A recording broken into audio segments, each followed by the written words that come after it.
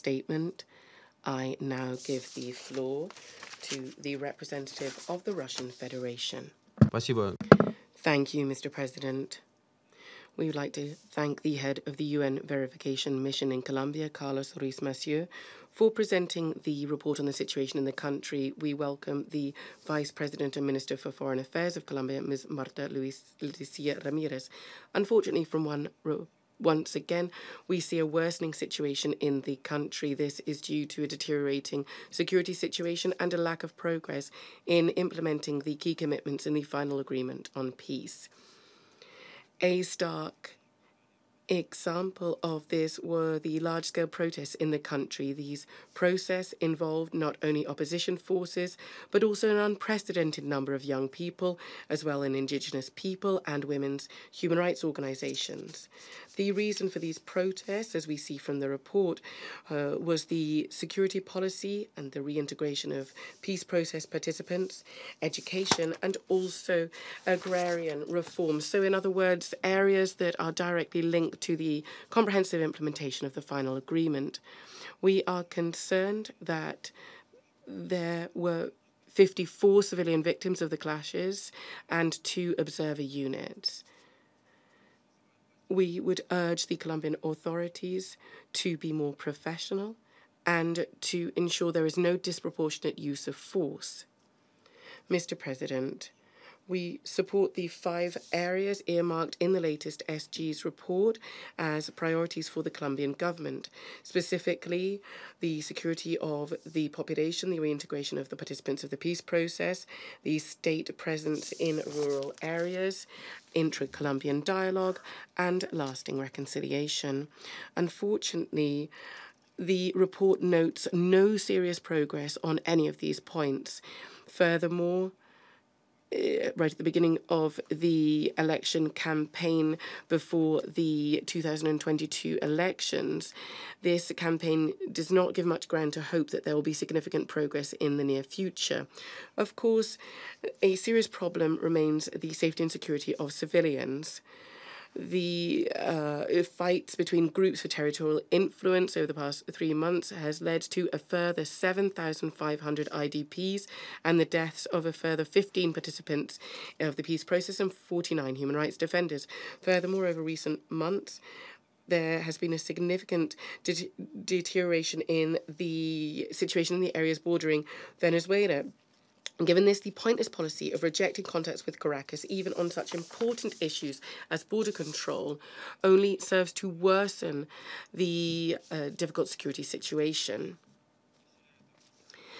There are not many grounds for optimism in the report's data about ongoing problems with agrarian reform, land restitution, and crop substitution. Local communities have confirmed they only get 3.5% of the overall amount of land promised for agricultural needs. No more than 7% of families who in good faith have upheld commitments to destroy drug crops have received the compensation provided for them in the final agreement. Despite the cuts in the acreage of drugs plantation, nonetheless, cocaine production is increasing annually. This has been confirmed by observations by UN structures. A growth in drugs production, as we know, unavoidably leads to an increase in violence and corruption.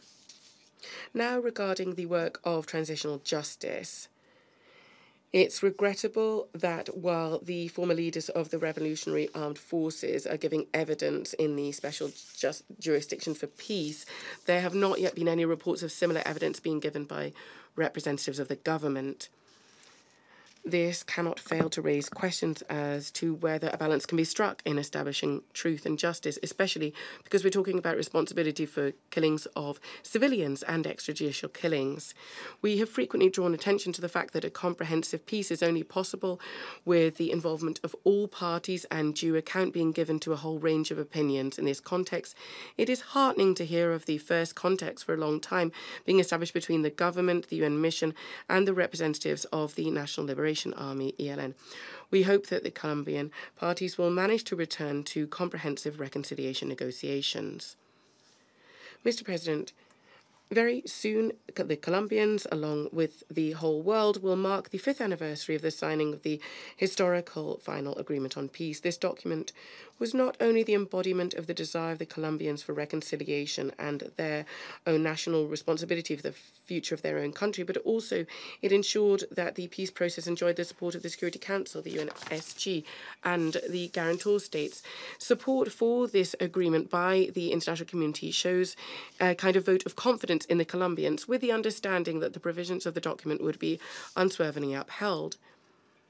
We very much want peace in Colombia. However, it's important to recall that peace is not a voluntary declaration by one side, but rather a painstaking process based on ongoing dialogue, taking into consideration a whole range of opinions. We commend the work of the UN verification mission in Colombia and the personal efforts of the SRSG in promoting peace building in Colombia. We trust that the implementation of the SG's recommendations will be made a top priority, as will upholding the obligations under the final agreement. Russia, as a permanent member of the Security Council, stands ready to provide support to the Colombian peace process and ensure it is sustainable and irreversible in nature. Thank you. I would like to thank the representative of the Russian Federation for his statement.